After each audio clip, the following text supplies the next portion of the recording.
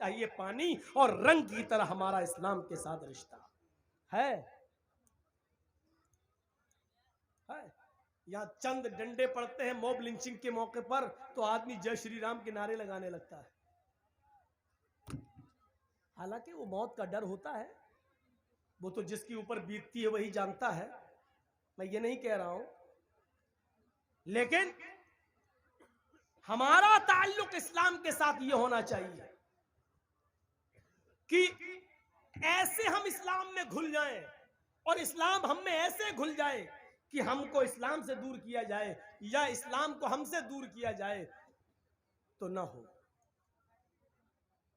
हर हाल में हम, और इसकी जीती जागती मिसाल है हजरत सुमैया का वो वाकया जब उनके दोनों पैर बांध दिए गए और दोनों हाथ बांध दिए गए और सुमैया से कहा गया, एक नेजा लाया गया और कहा सुमैया देख, मोहम्मद के रब को छोड़ दे, जिनको तू पहले मानती थी उन्हीं को अपना माबूद मान ले। तो सुमैया ने क्या कहा, हाशा व कल्ला, हरगिज नहीं। अबू जहल ने वो नेजा निकाला, अबू जहल ने वो नेजा उठाया और पूरा का पूरा सुमैया के जिस्म में, सुमैया की शर्मगाह के अंदर, सुमैया के पेशाब के रास्ते में पूरा का पूरा वो नेजा दाखिल कर दिया। इधर से डाला और उस तरफ निकाल दिया। सुमैया के हाथ पीछे से बंधे थे, वो बूढ़ी औरत थी, आसमान पर नजरें डालती है। उस मौके पर भी उसकी जबान से ये नहीं निकला, आय अल्लाह तू मेरी मदद कर या मुझे बचा ले। उसने अपनी जिंदगी के बारे में नहीं कहा, उसने दुआ भी मांगी तो ये दुआ मांगी, या रब्बी सब्बित कदमैया अला दीनिक या अरहमर राहिमीन। आय अरहमुर राहिमीन, आय रहम करने वाले, आय हमारे रब, इसका नेजा मेरी शर्मगाह को पार कर गया है, इसकी दी हुई तकलीफ से कहीं मैं इस्लाम न छोड़ बैठूं, कहीं दीन न छोड़ बैठूं। आय अल्लाह मुझे मेरे दीन पर जमा देना, मुझे मेरे दीन पर साबित रखना। आय अल्लाह इसकी दी हुई तकलीफों से कहीं मैं दीन न छोड़ बैठूं, कहीं तकलीफों से तंग आकर मैं दीन कुर्बान न कर दूं। उस मौके पर भी वो अपने दीन की सलामती मांग रही है। यह है इस्लाम में रंगना। सुमैया को सताया गया लेकिन सुमैया इस्लाम नहीं छोड़ रही है, इस्लाम सुमैया को नहीं छोड़ रहा है।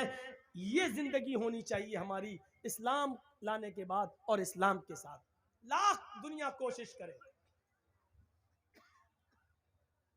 अभी जा रहे हैं ना तकरीर के बाद, कल शादी होगी हमारे बच्चे की, हम 3 लाख रुपए मांगेंगे। इस तकरीर का असर कल पता चल जाएगा, कितना इस्लाम हमारे अंदर आया है। अपने बेटे की शादी में लड़की वाले से 2 लाख रुपया हम मांगेंगे, 3 लाख मांगेंगे, मोटरसाइकिल मांगेंगे। आप देख लीजिएगा, ये इस्लाम हमारी जिंदगी के अंदर है। ये इस्लाम, सुमैया का इस्लाम देखो। और उसके बाद 2 ऊंट मंगाए गए, एक ऊंट का चेहरा पूरब की तरफ कर दिया गया, दूसरे ऊंट का चेहरा पश्चिम की तरफ कर दिया गया। ये पैर सुमैया का इस ऊंट से बांध दिया गया और दूसरा पैर सुमैया का दूसरे ऊंट से बांध दिया गया। एक ऊंट का चेहरा पूरब की तरफ, एक का पश्चिम की तरफ। सुमैया के दोनों पैर बंधे, हाथ तो पीछे से पहले ही बंधे हुए थे। अबू जहल ने कोड़ा उठाया, आए सुमैया अभी इन ऊंटों को भगाऊंगा और तू चीर दी जाएगी, तेरे पैर एक इधर एक उधर चीर दिया जाएगा और बीच से तेरे 2 टुकड़े कर दिए जाएंगे। अब भी तू मोहम्मद का दीन छोड़ दे, अब भी तू इस्लाम छोड़ दे। सुमैया नजरें आसमान पे डाल के कहती है, अय अबू जहल मुझे पागल समझ रखा है क्या? इस्लाम में कैसे घुल गई थी, ये देखिए मंजर, इस्लाम में कैसे घुली हुई थी वो। कहती है, अय सुमैया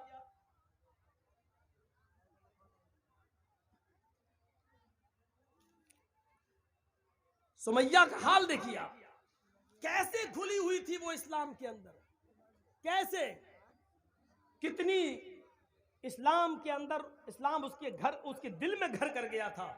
सुमैया क्या कहती है, अय अबू जहल वो देख। अबू जहल ने कहा क्या? कहा तुझे नहीं दिख रहा है? कहा नहीं। अरे वो जन्नत है, जन्नत।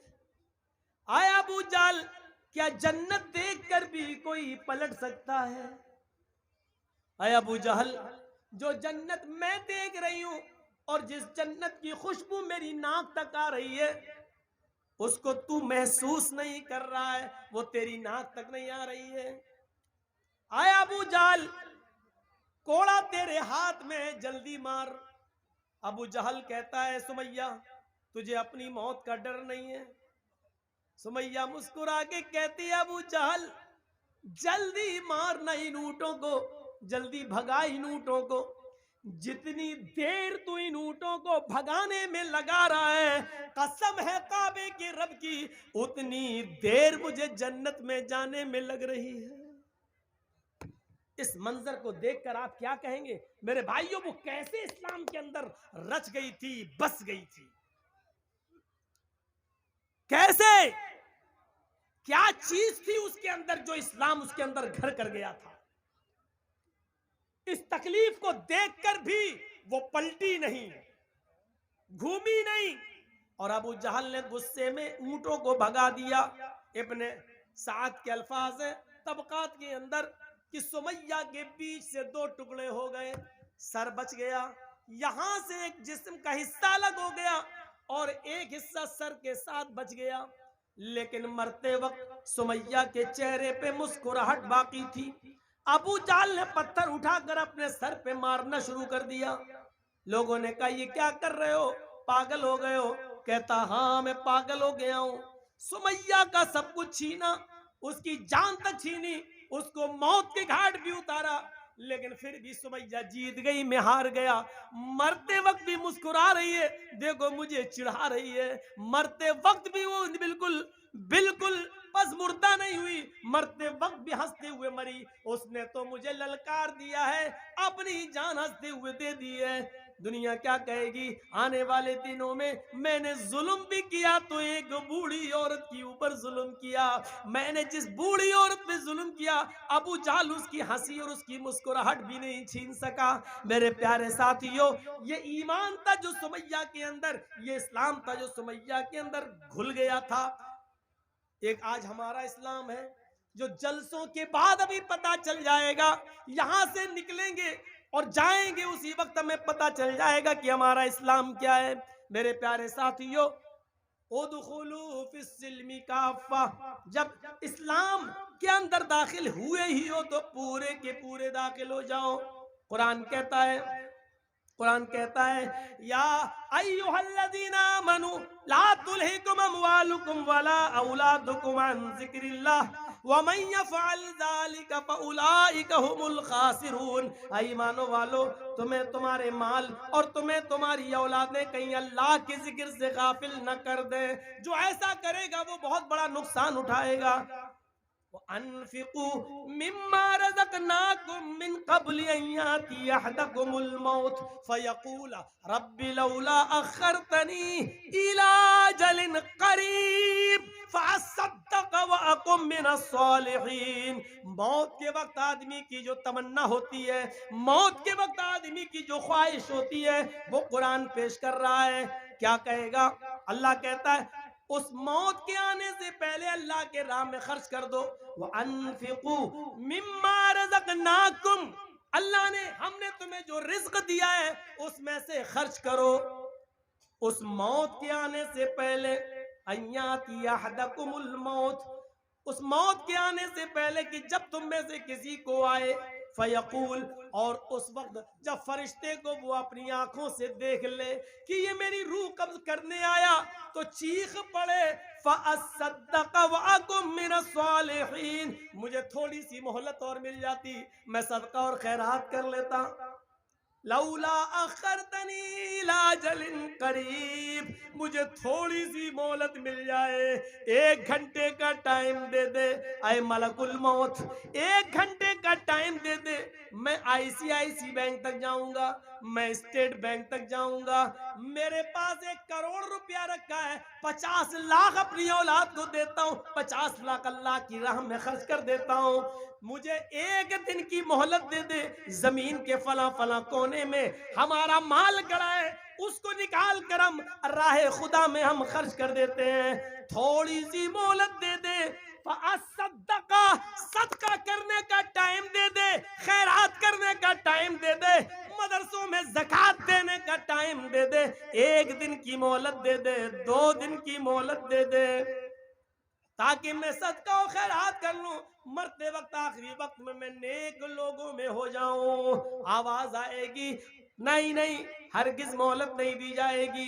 वलन युअखिर अल्लाहु नफ्सन इज़ा जाअ अजलुहा, जब किसी की मौत का वक्त आ जाता है, जब किसी का फिक्स टाइम आ जाता है, तो अब उसको मोहलत नहीं दी जाती है, हरगिज नहीं। अल्लाह लालची नहीं है, अब 50 लाख के लिए, 1 करोड़ के लिए तुझे 1 दिन की मोहलत दे देगा, नहीं नहीं, अब तेरी मौत का वक्त आ चुका है, अब तुझे मोहलत नहीं दी जाएगी, बिल्कुल नहीं। मेरे प्यारे साथियों, मोहलत मिल चुकी है और अभी मिल रही है, कोई भरोसा नहीं है मौत का, उससे पहले खर्च कर लो, सबका दे दो, खैरात कर लो, जो चीज तुम्हें करना कर लो, अभी जो तुम दे दोगे वही तुम्हारा है, जो खर्च कर लिया वही आपका है, जो आपके पास है वो आपका नहीं है, जो आपके पास है वो आपका नहीं है, जो खर्च कर चुके हो अल्लाह की राह में वो आपका है, क्योंकि वो एक जगह जमा हो चुका है। फरमाया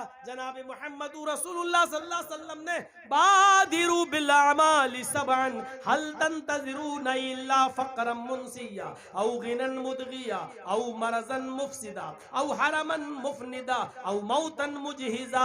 7 चीजों के आने से पहले नेक अमाल में जल्दी करो, 7 चीजों के जाहिर होने से पहले नेक अमाल में जल्दी करो। अगर तुम गरीब हो तो अमीर बनने से पहले नेक अमाल करो। हल तंतज़िरूना इल्ला फ़क़रम मुनसिया, क्या तुम अगर तुम अमीर हो, अगर तुम दौलतमंद हो, तो ऐसी फकीरी का इंतजार मत करो जो तुम्हें इल्ला फ़क़रम मुनसिया, हल तंतज़िरूना इल्ला फ़क़रम मुनसिया, क्या तुम ऐसी फकीरी का इंतजार कर रहे हो जो तुम्हें सब कुछ भुला दे। पैसा है, दौलत है, अभी आप सर्दियों में गर्म कपड़े ले सकते हो, गीजर ला सकते हो, गर्म पानी से नहा सकते हो, गर्म कपड़े लाकर फजर में जा सकते हो, अभी पैसा है तुम्हारे पास, क्या तुम गरीबी का इंतजार कर रहे हो? जब सब छिन जाएगा तब जाओगे नेक अमल करने, जब कुछ नहीं रहेगा तब जाओगे। तो गरीब होने से पहले नेक अमल कर लो। औ गिनन मुदगिया, अगर फकीर हो तो टाइम ही टाइम है तुम्हारे पास, वक्त ही वक्त है, नेक अमाल कर लो। क्या अमीर हो जाओगे तब नेक अमाल के आने से पहले हमें और आपको नेक अमल करना है। अगर अमीर हो तो गरीबी से पहले, गरीब हो तो अमीरी से पहले। जब गरीब आदमी अमीर बनता है ना तो एकदम सरकश हो जाता है, वो सोचता हमने अपने हुनर से कमाया। तो ऐसी सरकशी का इंतजार, ऐसी अमीरी का इंतजार मत करो। और मरज़न मुफसिदा, तंदुरुस्त हो, सेहतमंद हो तो मरीज से पहले, बीमारी से पहले नेक अमल कर लो। अच्छे खासे हो, नमाज नहीं पढ़ रहे हो, जब एक्सीडेंट हो जाएगा, टांग टूट जाएगी, तब जाओगे नमाज पढ़ने। औ हरमन मुफनिदा, जवान हो इबादत कर लो। क्या ऐसे बुढ़ापे का इंतजार कर रहे हो जो तुम्हारी अकल खराब कर दे? जवानी में नमाज नहीं पढ़ी, अब अकल खराब हो गई, अब जा रहे हो नमाज पढ़ने, पता ही नहीं वुजू में 3 बार धो रहे हो कि 5 बार धो रहे हो, सजदे 2 कर रहे हो कि 8 कर रहे हो, अकल खराब हो, अब जाओगे इबादत करने। और मौतन मुजहिजा, या अचानक आ जाने वाली मौत से पहले नेक अमल कर लो। जिंदा हो तो अमल करो, क्या मौत का इंतजार कर रहे हो? अब दज्जाल फशर्रु गाइब युंतज़र, क्या खुरूज दज्जाल का इंतजार कर रहे हो? जब दज्जाल निकलेगा तब तुम नेक अमल करोगे। अब फसाअतु अदहा व अमर, क्या कयामत का इंतजार कर रहे हो? कयामत से पहले नेक अमल कर लो। तो मेरे प्यारे साथियों, याद रखिएगा, सबसे बेहतर चीज होती है सदका और खैरात। जो इंसान की तकदीर में बहुत सी चीजें लिखी हुई होती हैं, लेकिन सदका आने वाली मुसीबतों को भी टाल देता है।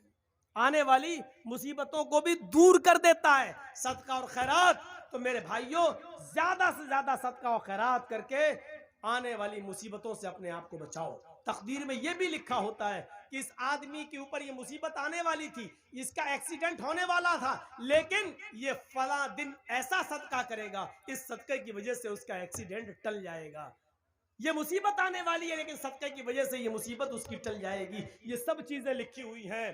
तो जितना चंदा होना चाहिए उतना हुआ नहीं। मैं आपके दरमियान कुछ लोगों को भेजूंगा, और अभी कुछ लोग चले जाएं चादर लेकर। कम से कम आप लोगों से मेरी गुजारिश है, और इस्लाम के बारे में तक़रीर सुन रहे हो, आपने दूसरों के कहने पर जो दिया है, लेकिन मुझसे मोहब्बत कितनी है आपको, और मेरे कहने पर आप कितना देते हैं, एक बार झोला देखना है। आप चादर लेके भेजिए। आपके दरमियान 7 चीज़ों के आने से पहले हमें नेक अमाल करना चाहिए। मौजू मेरा है इस्लाम के अंदर पूरे के पूरे दाखिल हो जाओ। तो आज मैंने जो मिसालें दी हैं आपको कि हमें फ़ायदा हो या ना हो, हमें कानून को पर अमल करना है जो कुरान ने और हदीस ने बना दिया, जो मोहम्मद रसूलुल्लाह ने हमें दिया। दूसरी चीज़ हमने ये बताई कि चंद पत्ते बिजली के खंबे पर अगर गिर जाएं तो बिजली का खंबा आम का पेड़ नहीं हो सकता। उसी तरीके से चंद इबादतें कर लेने की वजह से हम पूरे मुसलमान नहीं हो सकते हैं। हमें पूरे के पूरे मुसलमान होना है, और इस्लाम के अंदर हमें पूरा का पूरा दाखिल होना है। और तीसरी चीज हमने ये बताई, इस्लाम के अंदर हम ऐसे घुल जाएं जैसे पानी के अंदर रंग घुल जाता है, फिर रंग को पानी से निकाला जाए या पानी को रंग से निकाला जाए, तो दोनों एक दूसरे से अलग नहीं हो सकते हैं। इसी तरीके से इस्लाम हमसे निकाला जाए या हमसे इस्लाम को दूर किया जाए तो हमारी जान चली जाए, लेकिन इस्लाम हमसे न जाए। तो ये चीज हमारे अंदर होनी चाहिए। इस्लाम अपनी बहुत सी खूबियों की वजह से मशहूर है, जो दूसरे मज़ाहिब के अंदर नहीं है। आप देखिए, इस्लाम हमें बराबरी का सबक देता है, इस्लाम हमें मसावात का दर्स देता है। आप दुनिया के किसी भी जगह चले जाइए, आप यहां तक के मंदिरों में भी चले जाइए, तो वहां पर पहले ब्राह्मण आएगा, फिर क्षत्रिय आएगा, फिर वैश्य आएगा, फिर शूद्र आएगा। एक साथ पूजा करने की ब्राह्मण और शूद्र एक साथ पूजा नहीं कर सकता है। आप किसी भी मंदिर का आप जायजा लेकर देख लीजिए। ट्रेन में आप चले जाइए, आपकी अपनी सीट, लेकिन ऐसे बहुत से लोग मिल जाएंगे जो आपको आपकी सीट से उठा देंगे, चलिए हटो हम बैठेंगे, जबरदस्ती घुस जाएंगे। इस स्टेज पर भी आप किसी को भी उठा सकते हैं और किसी को भी बिठा सकते हैं, लेकिन मसावात का दर्स इस्लाम ने ऐसे दिया है कि अगर आप मस्जिद में नमाज पढ़ने के लिए गए और आप बहुत गरीब हैं, लेकिन आप अगली सफ में अगर बैठ गए और अगली सफ भर गई, तो आपको इस मुल्क का बादशाह अगर मुसलमान हो जाए, या सऊदी अरब का बादशाह जो मुसलमान है अगर वो भी जाए, तो अगली सफ से किसी गरीब को अगर हटाना चाहे तो बादशाह का बाप भी उसको अगली सफ से नहीं हटा सकता है। उस गरीब आदमी को जो अगली सफ में बैठ गया है उसको कोई नहीं हटा सकता है। अब बादशाह को जहां जगह मिलेगी वहीं उसको नमाज पढ़ना पड़ेगी। ये इस्लाम ने हक दिया है। तुम अपने घर में किसी को भगा सकते हो, अपने घर में किसी को उठा सकते हो, अपनी पंचायतों से उठा सकते हो। ये मस्जिद हमारा घर है और हमारे घर में आए हुए सब बराबर हैं, फकीर भी और अमीर भी, गरीब भी और बादशाह भी। लिहाजा जो पहले आया अगली सफ में बैठ गया उसको भी ज्यादा सवाब लेने का हक है, और बादशाह भी उसको अगली सफ से हटाने का पावर नहीं रखता है।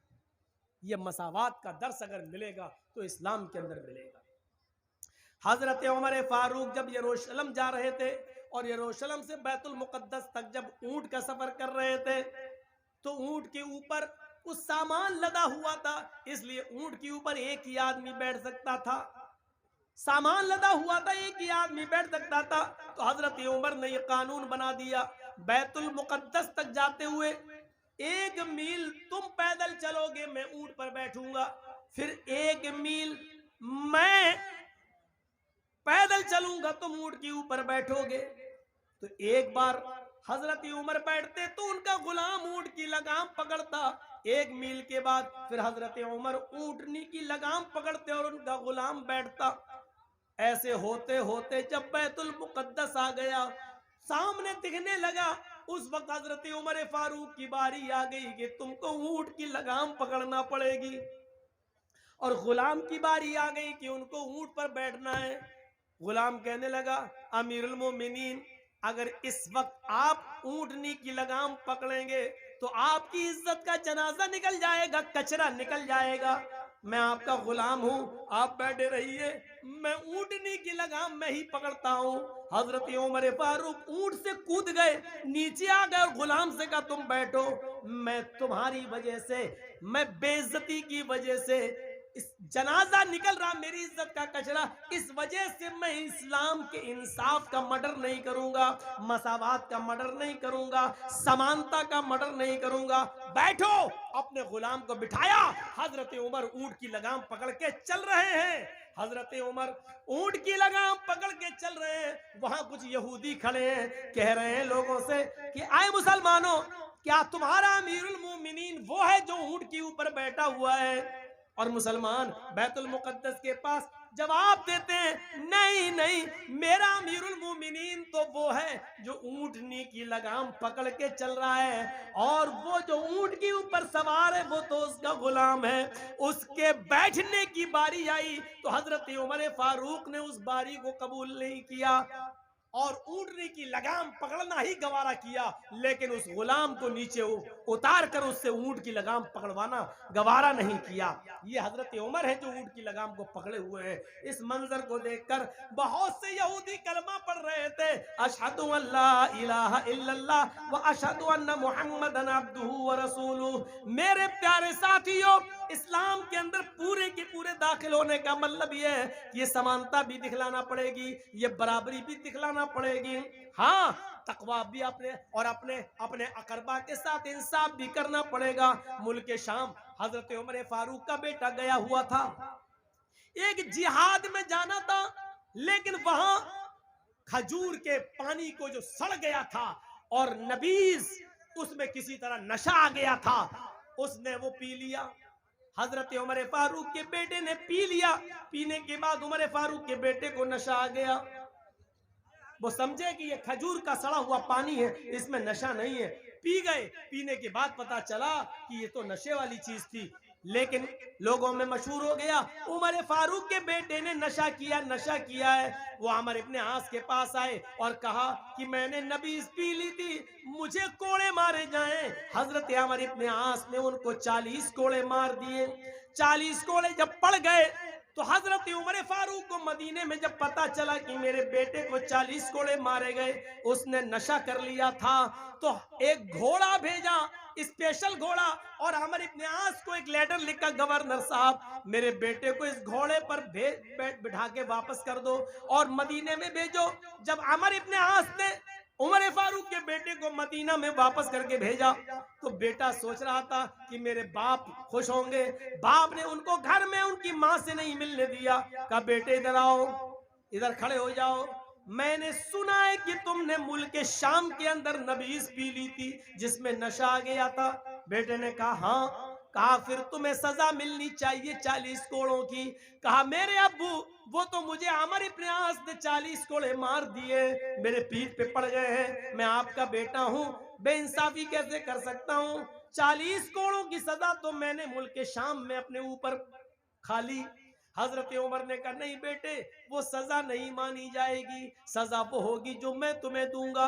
फिर 4 जल्लाद मुतय्यन किए और चारों के हाथ में एक एक कोड़ा दे दिया और एक जल्लाद से कहा 10 कोड़े मार के तुम हट जाना, फिर दूसरा जल्लाद मारेगा, दूसरे से कहा 10 कोड़े तुम मार के हट जाना, फिर तीसरा मारेगा, ताकि जो कोड़ों की सख्ती बराबर रहे और कोई थक न जाए। इसलिए एक आदमी 40 कोड़े नहीं मारेगा, बल्कि 4 जल्लाद जोर जोर से 40 कोड़े मारेंगे।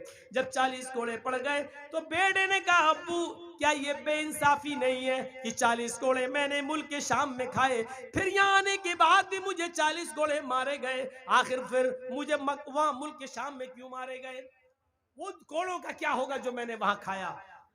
उमर फारूक का जवाब था, मेरे बेटे, मुल्क शाम के अमीर गवर्नर के ऊपर मेरा एतबार नहीं है, उसने तुम्हें कोड़े मारे हैं, लेकिन मेरा दिल कहता है उसने तुम्हारे साथ रियायत बरती होगी।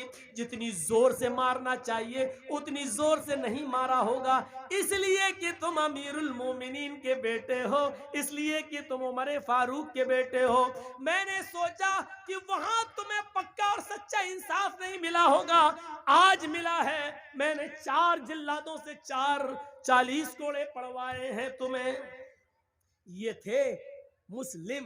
इस्लाम के अंदर इनको कहा जाता है कि ये पूरे के पूरे इस्लाम के अंदर दाखिल थे। मेरे प्यारे साथियों, 2 बजे तक ही परमिशन मिल सकी है, इससे ज्यादा नहीं। मैं अपनी बात को खत्म कर रहा हूं, लेकिन चलते चलते फिर मैं कहना चाहता हूं, जो लोग इस कपड़े में नहीं डाल सके हैं वो स्टेज पर भी आकर हमें दे सकते हैं, मुझसे मुसाफा कर सकते हैं। मैं थोड़ी देर बैठता हूं आपके पास, जो लोग देना चाहें वो हमारे हाथ में भी लाकर दे सकते हैं। अल्लाह ताला से हम दुआ करते हैं कि बार अल्लाह हमारी खताओं को माफ़ फरमा दे और हमें पूरा का पूरा इस्लाम के अंदर दाखिल फरमा दे। ये इस्लाम के अंदर हमें पूरा का पूरा दाखिल फरमा। जब तक जिंदा रख, इस्लाम पे जिंदा रखना, और जब हमारा खात्मा हो तो ईमान पर हमारा खात्मा फरमाना। व मा अलैना इल्लल बलागुल मुबीन व आखिरु दअवाना अल्हम्दुलिल्लाहि रब्बिल आलमीन। अस्सलामु अलैकुम व रहमतुल्लाहि व बरकातुहू। लाइए, एक साहब ने 500 रुपये दिए।